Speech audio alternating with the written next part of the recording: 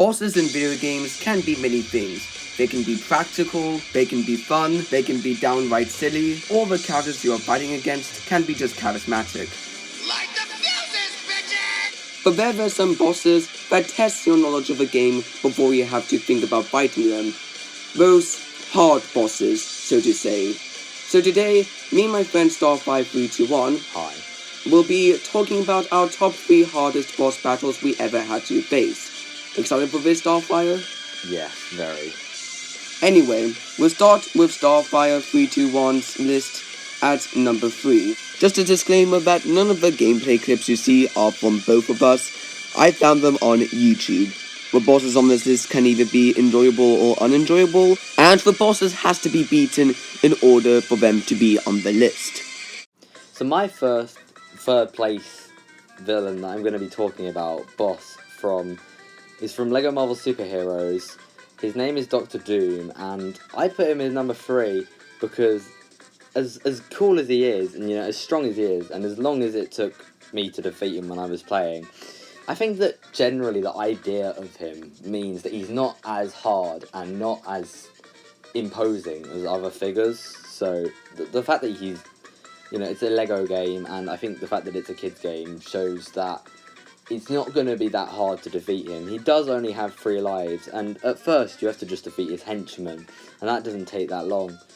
He seems to have a lot of interesting powers, as you can see there, and he does do a lot of things that makes it quite hard for you, like bringing out this big robot, but in the end, this robot isn't that hard to defeat either. I think just a generic idea that you've got more lives than the robot in the first place.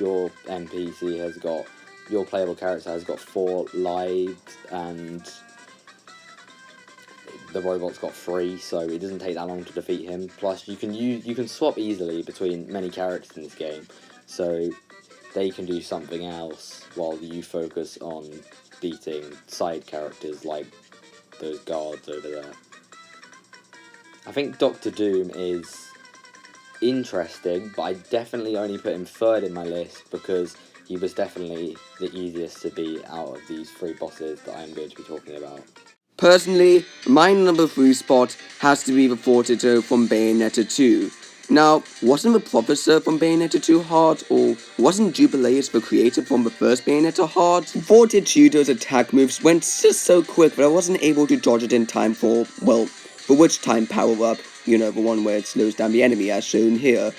And since I was basically spamming buttons in Bayonetta, that didn't help matters either. The bite attacks on this enemy chips a lot of my health, which is very annoying, and when it starts breathing fire, it just makes matters worse for me. The only reason why I put this boss at number 3 is simply because I found the other 2 harder, and being able to beat this boss, man, it felt like completing a life goal.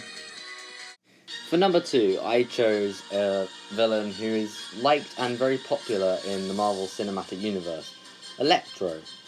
Now, Electro doesn't seem like he was the most hard villain to beat in Spider-Man for the PS4, but in my personal experience, I found it very hard to beat Electro because he has a lot of long-range attacks, and you are also facing Vulture in this cutscene, but Vulture's just a side character, really. It's easy to beat him, but with Electro, he has a lot more things that are hard to avoid, like his constant streams of electric shockwaves.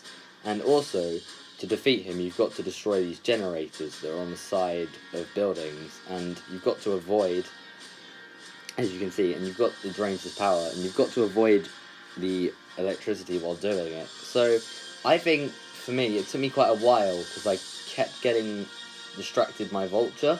So as much as the side character as he is a good distraction and helps Electro be able to beat Spider-Man, but you've just got to take your time with it, and I think it took a while for me to adjust to that, and that is why I've placed Electro at my number 2. He isn't the hardest boss I've ever fought, but he is definitely up there. And he's probably the hardest boss I fought in Spider-Man. Number 2 for me is Viper from Titanfall 2. Your journey ends here, pilot. The skies belong to me. Nowhere to run. Trust me, he isn't kidding when he says this. Compared to Tito, while I may have beaten him by spamming attacks, Viper's boss battle from Titanfall 2 took a more tactical approach. Viper was mainly out of reach because he was in the skies, so you have to focus on taking out his goons first. There are a limited supply of battery blocks, so you have to make sure you use them just when you're low on health in order to get a fighting chance. And trust me, you want to ration those battery blocks correctly, because Viper has a weird fetish for missiles, and he will constantly bombard you with them. You also have to make sure to get close to Viper so that you are able to have a chance at beating him. I died to this boss many times. It's the first time that I actually properly tried to use the Vortex Shield for this boss. Using all this knowledge in mind, I managed to beat Viper, and I was so proud of myself. Then I was caught off guard, but he returned just to give me and my mech a beating. But then all you have to do is just shoot him a couple times and then shoot him when he's exposed from his cockpit. That final shot was pretty damn satisfactory. Viper from Titanfall 2 may be a difficult boss, but I admit I had some fun with this one. For my first choice, I went for the Lost Captain from Destiny 2. Many of you who play Destiny 2 will probably think that there have been harder villains, and yes, you would be correct, there are harder villains, especially in the main storyline. But I think that generally, overall, I found it very hard to kill this guy. He's a bit like Viper from Titanfall 2.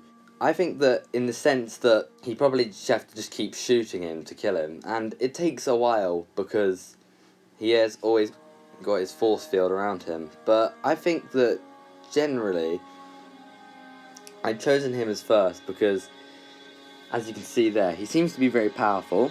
Also, it does take a lot of stamina and strength to end up killing him because he's got all his minions around him, and it takes a while to, you know, when they're up in your face distracting you, so it takes a while to breach his defenses. And so I think that he should be first because he is strong, he's fast, and you do have to just constantly keep shooting. And I went through a lot of ammo trying to kill this guy. Eventually, I did, but it did take a lot of my ammo, and at one point I thought I was going to run out, and I had to require all my more heavy weapons, such as rocket launchers, to finish him off. My number one spot has to go to Samurai Goro from the F-Zero GX story mode. You might have heard me say F-Zero GX, so for its reasoning on this list, it should be no surprise. The Grand Prix is already hard as is, but in this certain level of the story mode, there are no recharging blocks for your boost, so you have to use your boost very carefully, and I mean very carefully. Not only do you have to focus on Samurai Goro to try to beat him, but there are also some boulders that could potentially botch up your entire race if you're not careful. If you get hit too much, you're screwed. If you get hit by a boulder and fall to the canyon, you're screwed. If you try and make a move to Samurai Goro just to attack him, but then you get hit by something else, you're screwed. The entire boss is completely trial and error. Try it for yourself, because I said what I needed to say about this boss. It's difficult, it's somewhat frustrating, and I felt complete when I finally beaten him. On the bright side, at least this quote is absolute gold. You stole the prize money from us last time. You will pay for that. Comedy gold.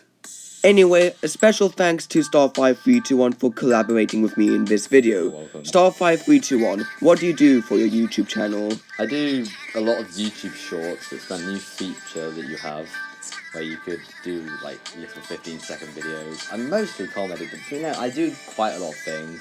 I do some gaming as well, and I'm in the process of making a few gaming videos and posting them online, so I made a few. Hopefully they should be out within the next few days, weeks. If you want to check out my channel, feel free. Also, some of his videos has me in it, so of course his channel is going to be good, am I right? Also, write out in the comments what are your most hardest bosses you've ever faced. I'm open to any opinions. Like, comment, and subscribe, and I'll see you next time.